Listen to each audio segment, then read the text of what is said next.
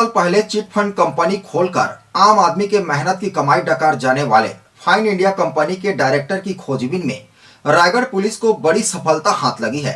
बता दें कि कंपनी के 7 डायरेक्टर में से पिछले 3 महीने में से 3 डायरेक्टरों को अन्य जिलों से गिरफ्तार किया गया। वहीं बाकी आरोपियों की तलाश भी कोतवाली पुलिस द्वारा की जा रही है।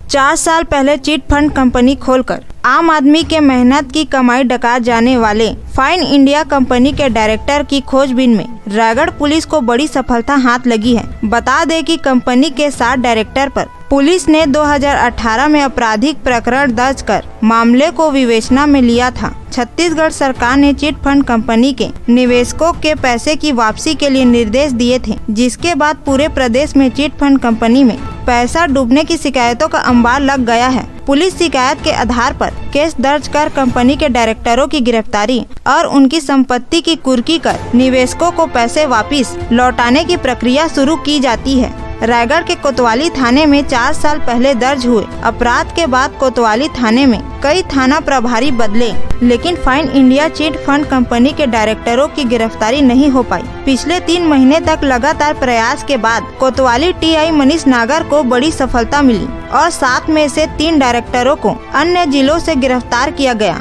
बाकी आरोपियों की गिरफ्तारी के लिए कोतवाली पुलिस की पतासाजी जारी थी। इसी बीच नगर कोतवाल एंड टीम ने ओडिशा के भुवनेश्वर से चौथे आरोपी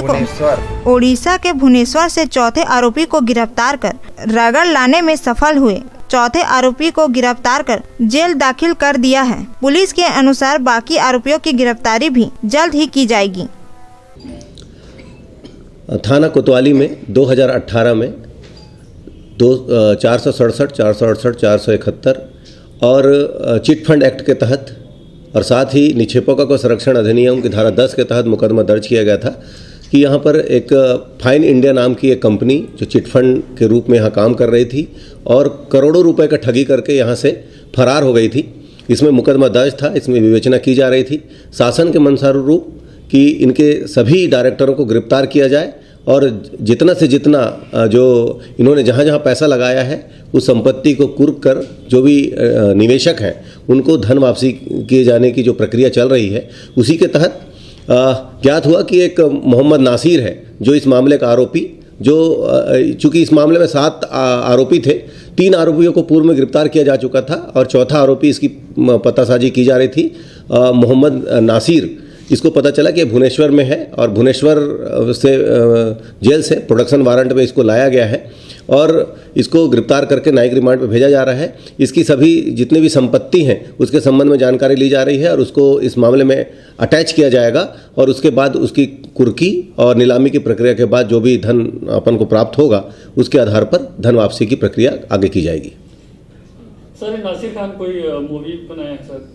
हाँ, ये इसके बारे में पतासाजी की जा रही है कि इसके नाम से और कोई एफआईआर तो नहीं है। कहाँ एफआईआर, चूँकि पूर्व में भी ये कई जेलों में रहा है और इससे पूछताछ की जा रही है और कार्रवाई की जा रही है। सर, रायगढ़ जिले से इसने लगभग कितने करोड़ रुपए की ठगी की है?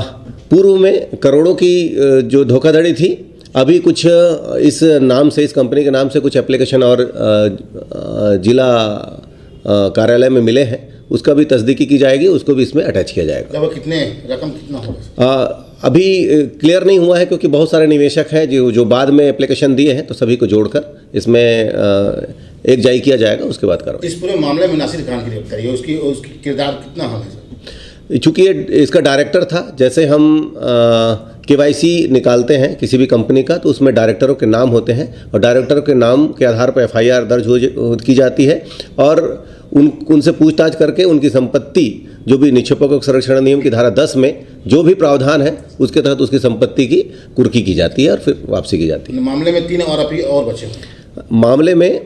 मामले में 3 आरोपी और बचे हुए हैं। 4 आरोपी गिरफ्तार हो गए हैं। पूर्व में 3 आरोपी गिरफ्तार थे, अभी मोहम्मद नासिर को गिरफ्तार किया गया है। रायगढ़ से सुरजीत कौर की रिपोर्ट, एशियन 24।